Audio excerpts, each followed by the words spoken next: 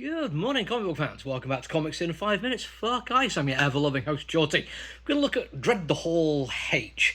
And I'm not going to wax too much on how much I love this book, because I didn't love it that much. There's a lot I did like, and don't get me wrong, there's enough positives in there which I'll say if someone's going to come into and buy it, I'm not going to be like, no, knocking out the hand or anything.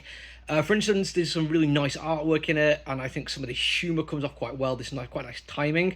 People put it together, clearly know what they're doing in terms of how to lay out a page effectively, so the humour flows quite nicely. It doesn't feel stilted. It doesn't feel like you're just reading a joke on a page. It feels like it is communication. There's also, within the very, very good artwork, there's some really nice formalistic stuff, which I simply love all the time. I'm always going to be a fan of that, especially when it's done this well, and to good comedic effect. Like, I will admit that some of these jokes when they land do land well, and a lot of the playing around with form is very, very effective. There's some fake adverts in there which made me chuckle quite a little bit.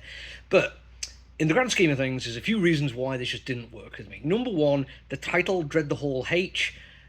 I'm not sure if that's supposed to be a pun or a play on words. When I first saw it, my first thought was Deck the Hall, but that's Deck the Halls. And it's a Christmas on Halloween thing.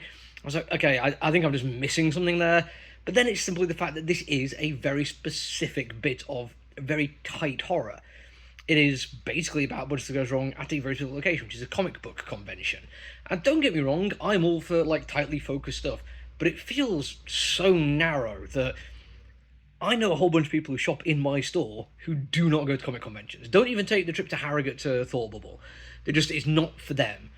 There's a whole bunch of comic experience which you could see through the media of a comic convention, which isn't necessarily always that positive, and that's kind of where my big issue with this thing comes, because it does spend quite a lot of time being quite mean. And I don't mind some mean humour, it's the whole thing of punching up or punching down, and I think the intent here was to show some of the issues with fandom and how fandom is taken advantage of by corporations and capitalists, but it spends almost as much time punching down as it does punching up. And I feel like that balance that they're trying to go for is totally not accurate to how much balance there actually is in terms of who has the power in the consumer relationship, in terms of people who create these comic books and who sell them to you.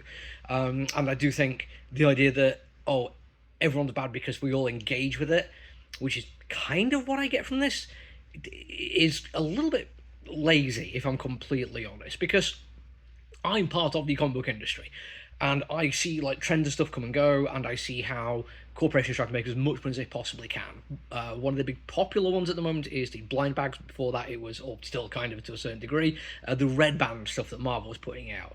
And what tends to happen is a corporation, either Marvel, Image, will have this idea of something which they might want to try out to try and increase their sales, because these are corporations need to make money, or want to make money, and they'll put quite a lot of money into this idea, and they'll get influencers to work on it, and they'll put adverts out there, and they'll make sure as many people know about it possible.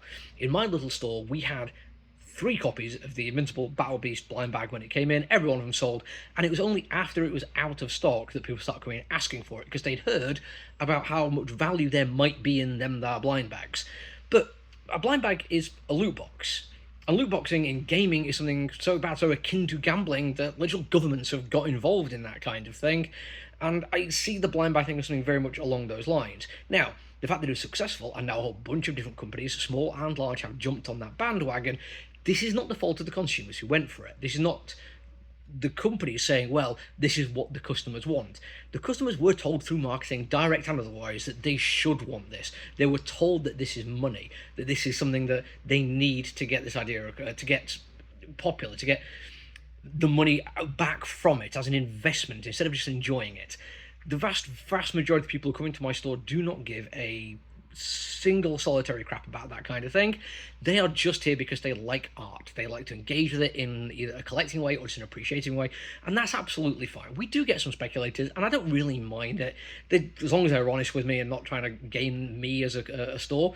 And I engage with it to a certain degree myself. I never take the mickey, but we have up on a wall just out of shot a copy of Absolute Batman issue on first printing cover 8 in immaculate condition, which currently has listed at £250. I, as a store, spent £2.90 on that comic book.